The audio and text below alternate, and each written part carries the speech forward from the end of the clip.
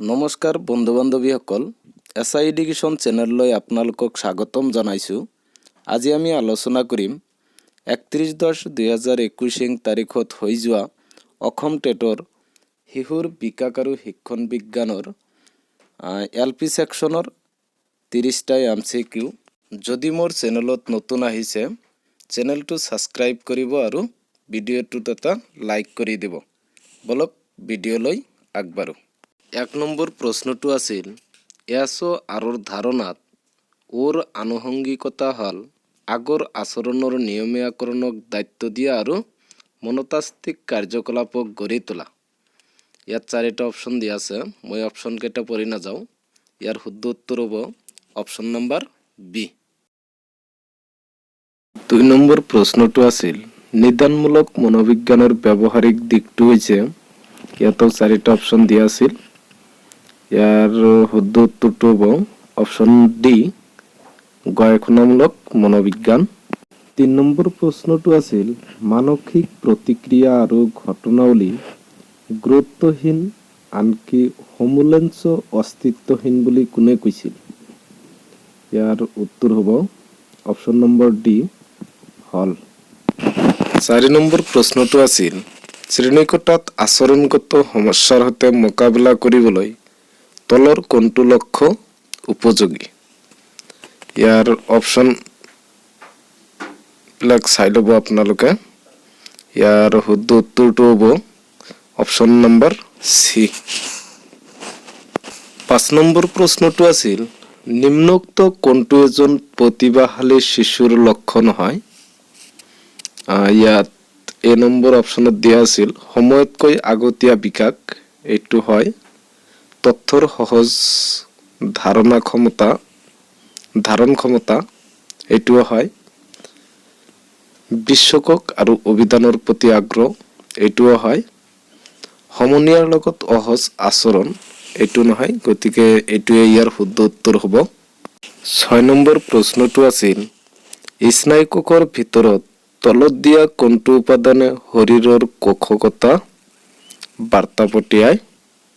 ইয়াৰ উত্তৰ হ'ব option number B, dendrite. 7 number প্ৰশ্নটো আছিল, মানুহৰ সৃজনীশীল প্ৰক্ৰিয়াৰ আৰম্ভণিৰ ক্ষেত্ৰত সহায়ক হোৱা উমৈহতীয়া কৌশল হৈছে? ইয়াৰ শুদ্ধ উত্তৰ হ'ব অপশ্যন নম্বৰ চি, বুদ্ধিশীলতা। 8 নম্বৰ প্ৰশ্নটো আছিল, ছাত্ৰ ছাত্ৰীৰ মাজত নৈতিক মূল্যৰ বিকাশ ঘটাবলৈ ব্যৱহাৰ কৰিব পৰা শ্ৰেষ্ঠ পদ্ধতিটো হৈছে? এইটোৰ শুদ্ধ উত্তৰ হ'ব অপশ্যন নম্বৰ এ, নিজকে আদৰ্শ ব্যক্তি হিচাপে উপস্থাপন। মোৰ মতে এইটোৱে শুদ্ধ। আপোনালোকৰ মতে কোনটো হয় নিশ্চয় কমেণ্ট কৰি জনাব। 9 নম্বৰ প্ৰশ্নটো আছিল, কাৰ্যক্ষম শিক্ষণৰ ধাৰণাটো প্ৰথমে কোনে দিছিল? ইয়াৰ শুদ্ধ উত্তৰ হ'ব অপশ্যন নম্বৰ এ, বিএফ স্কিনাৰ। 10 নম্বৰ প্ৰশ্নটো আছিল, তলৰ কোনটো TAT টেষ্টৰ জৰিয়তে জুখিব নোৱাৰি? ইয়াৰ শুদ্ধ উত্তৰ হ'ব অপশ্যন নম্বৰ এ, ব্যক্তিত্ব তাগিদা। এইটো আমি TAT টেষ্টৰ জৰিয়তে জুখিব নোৱাৰি, গতিকে 10 নম্বৰৰ এ নম্বৰ অপশ্যনটোৱেই শুদ্ধ উত্তৰ হ'ব। 11 নম্বৰ প্ৰশ্নটো আছিল, এজন প্ৰভাৱশালী যোগাযোগকাৰী শিক্ষক হ'বলৈ হ'লে শিক্ষকে, ইয়াৰ অপশ্যন 4টাৰ ভিতৰত অপশ্যন নম্বৰ চিটোৱে শুদ্ধ হ'ব। তেওঁ যি পাঠদান কৰে তাৰ অৰ্থ বিচাৰি পোৱাত ছাত্ৰ ছাত্ৰীসকলক সহায় কৰিব লাগে। 12 নম্বৰ প্ৰশ্নটো আছিল, ছাত্ৰ ছাত্ৰীসকলক গৃহ কাৰ্য কৰিবলৈ দিয়া এটা সুবিধা হ'ল? ইয়াৰ শুদ্ধ উত্তৰ হ'ব অপশ্যন নম্বৰ বি, সিহঁতৰ মাজত আত্ম অধ্যয়নৰ অভ্যাস গঢ়ি তোলাত সহায় কৰে।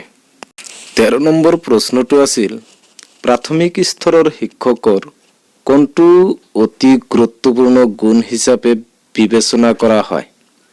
ইয়াৰ শুদ্ধ উত্তৰ হ'ব অপশ্যন নম্বৰ বি, ধৈৰ্য আৰু অধ্যৱসায়। 14 নম্বৰ প্ৰশ্নটো আছিল, সংবিধানৰ কোনটো অনুচ্ছেদে পিছপৰা জাতিৰ শৈক্ষিক উন্নতিৰ বাবে বিশেষ সুৰক্ষা প্ৰদান কৰিছে? ইয়াৰ শুদ্ধ উত্তৰ হ'ব অপশ্যন নম্বৰ বি 46 নং অনুচ্ছেদ। 15 নম্বৰ প্ৰশ্নটো আছিল তলৰ কোনটো কহলবাৰ্গৰ নৈতিক বিকাশৰ তথ্যৰ এটা স্তৰ নহয়?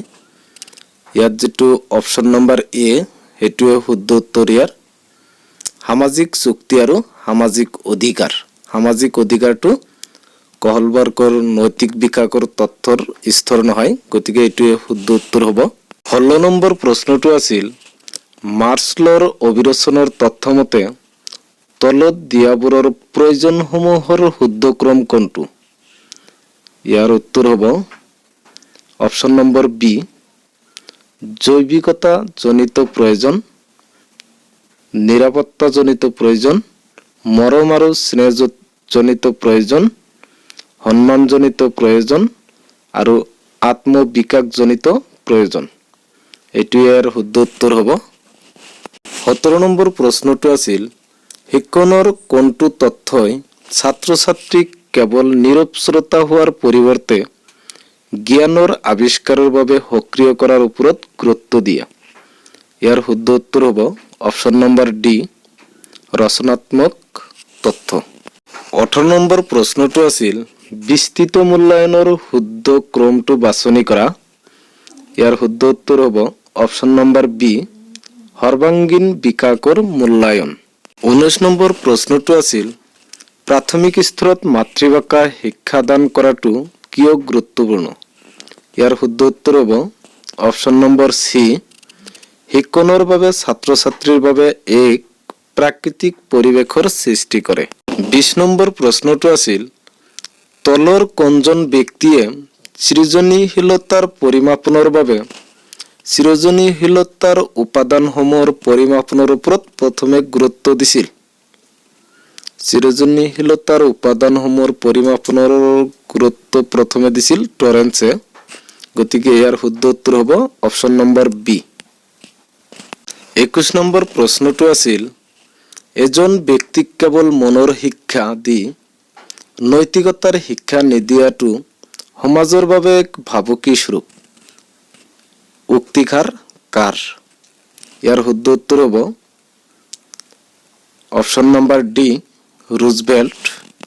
22 নম্বৰ প্ৰশ্নটো আছিল এজন শিক্ষকে সমাযোজনহীনতা শিশুক কিয় সহায় কৰিব নোৱাৰে? ইয়াত 4টা অপশ্যন দিয়া আছে। ইয়াত কোনোটোৱে সুইটেবল অপশ্যন নাই, তথাপিও মোৰ মতে অপশ্যন চিটোৱে শুদ্ধ হ'ব লাগে। সিহঁতক অতি নম্ৰভাৱে আচৰণ কৰিব লাগে, এইটোৱে ইয়াৰ শুদ্ধ উত্তৰ হ'ব লাগে। 23 নম্বৰ প্ৰশ্নটো আছিল জ্ঞানৰ আটাইতকৈ ক্ষুদ্ৰ এককটো হৈছে? ইয়াৰ শুদ্ধ উত্তৰ হ'ব ধাৰণা, অপশ্যন নম্বৰ এ। 24 নম্বৰ প্ৰশ্নটো আছিল নিম্নোক্ত কোনটো ক্ৰেটছমাৰে ব্যক্তিত্বক দৈহিক গঠনৰ ওপৰত ভিত্তি কৰি শ্ৰেণী বিভাজন কৰা নাছিল? ইয়াৰ শুদ্ধ উত্তৰ হ'ব অপশ্যন নম্বৰ ডি অন্তৰ্মুখী ব্যক্তি, যি সাধাৰণতে লাজুকীয়া মানুহৰ সংস্পৰ্শৰ পৰা আঁতৰি অকলশৰে থাকি ভাল পায়। এইটো ইয়াৰ শুদ্ধ উত্তৰ হ'ব। 25 নম্বৰ প্ৰশ্নটো আছিল নিম্নোক্ত কোনটো লিংগ বৈষম্যৰ ওপৰত ভিত্তি কৰি সমাজ গঠনক মানি অহা আৰু ইয়াৰ ওপৰত গুৰুত্ব প্ৰদান কৰা সামাজিক প্ৰতিষ্ঠান নহয়? ইয়াৰ শুদ্ধ উত্তৰ হ'ব মোৰ মতে ৰাজ্যটোৱে হ'ব লাগে ইয়াৰ শুদ্ধ উত্তৰ, অপশ্যন নম্বৰ ডি। 26 নম্বৰ প্ৰশ্নটো আছিল কোনটো চিকিৎসা বিজ্ঞানৰ শাখা শিশুৰ যত্ন সম্পৰ্কীয়? ইয়াৰ শুদ্ধ উত্তৰ হ'ব option number B paediatrics. 27 number প্ৰশ্নটো আছিল বিনেট ষ্টেনফৰ্ডৰ পুনৰীক্ষণ স্কুলক 1937 কি বুলি জনা যায়?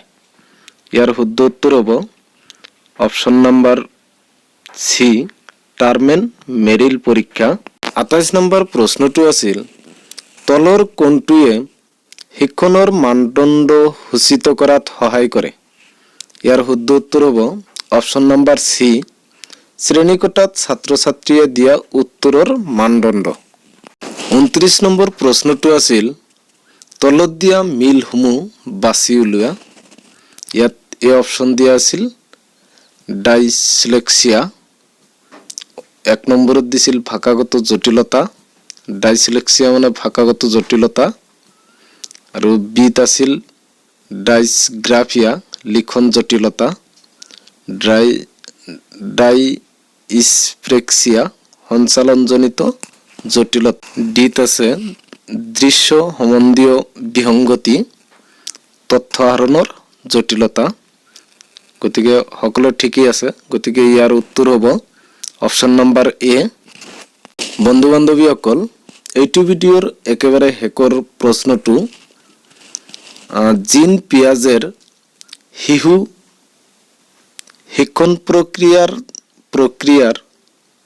4টা স্তৰৰ কোনটো স্তৰত চিন্তা প্ৰক্ৰিয়া আৰম্ভ হয়? ইয়াৰ শুদ্ধ উত্তৰ হ'ব অপশ্যন নম্বৰ ডি, প্ৰাক সংজ্ঞানাত্মক পৰ্যায়। বন্ধু বান্ধৱীসকল, অনুগ্ৰহ কৰি চেনেলটো ছাবস্ক্ৰাইব কৰি দিব আৰু বেল আইকনটো অন কৰি ল'ব, যাতে এনেধৰণৰ ভিডিঅ' সকলোতকৈ আগত আপুনি পায়। আপোনালোকৰ এটা লাইক আৰু ছাবস্ক্ৰাইবে ভিডিঅ' বনাবলৈ আমাক উৎসাহিত কৰে। ধন্যবাদ।